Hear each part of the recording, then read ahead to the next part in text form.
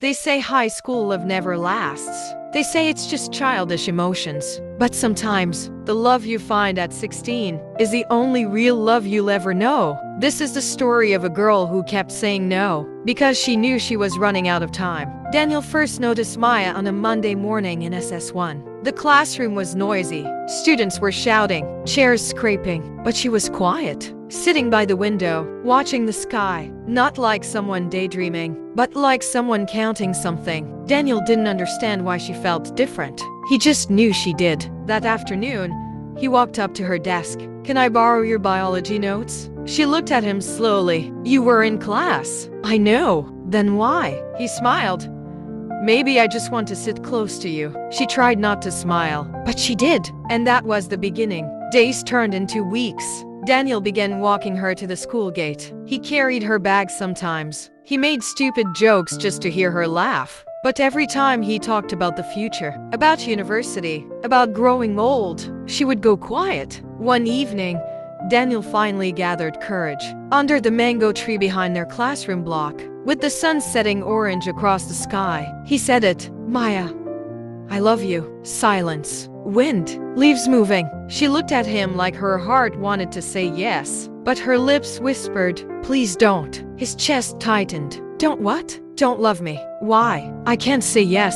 That was the first time she broke his heart. And Daniel had no idea. She was already preparing him for goodbye.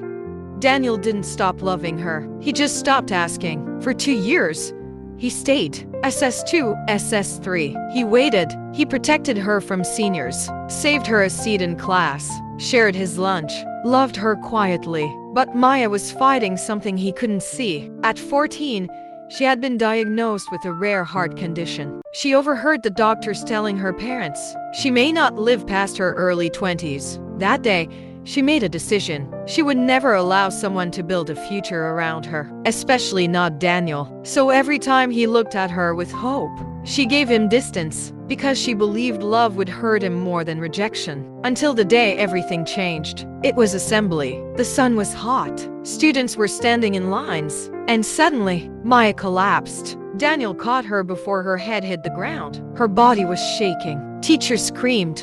Students scattered. Daniel held her in his arms, shouting, "Maya, stay with me." At the hospital, the truth finally came out. Her condition, her limited time, the fear in her mother's eyes. That was the day Daniel understood her no. But he didn't walk away. He held her hand and said, "Then we'll fight it together." For the first time, Maya cried. When she returned to school weeks later, she looked thinner, fragile, but different. One evening, she asked Daniel to meet her at the mango tree. The same place. "You asked me something here once," she said softly. His heart started racing. "I remember, if you still mean it." He didn't let her finish. "I do." Tears filled her eyes. "Then my answer is yes." 2 years late. But finally, yes. Daniel pulled her into the tightest hug of his life. From that day, their love burned brighter. They studied together for a week, talked about university, made dreams. Daniel started working part-time, saving money for surgery. He believed love could defeat anything. But Maya sometimes stared at him when he wasn't looking, memorizing his face, like someone trying to remember something before losing it. She loved him deeply now, not because she stopped being afraid, but because she realized something. If she was going to leave one day, she wanted to leave knowing she was loved. It was raining the night everything changed. Thunder, dark sky. Daniel's phone rang. Maya collapsed again. The hospital lights were too bright. Machines were too loud. Her breathing was weaker than before. Daniel held her trembling hand. "We still have plans," he whispered.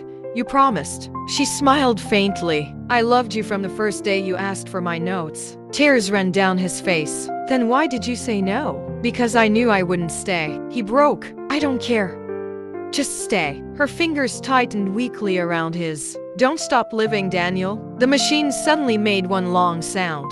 Flat. Still. Gone. Forever ended in a hospital room. Maya was buried on a quiet Saturday morning. Years passed. Daniel grew successful, stable, respected, but untouched. He never loved again. Sometimes he visits their old school. The mango tree still stands. He touches it, closes his eyes, and whispers her name. And even now, he still wonders, If you knew loving someone would end in unbearable pain, would you still choose to love them anyway?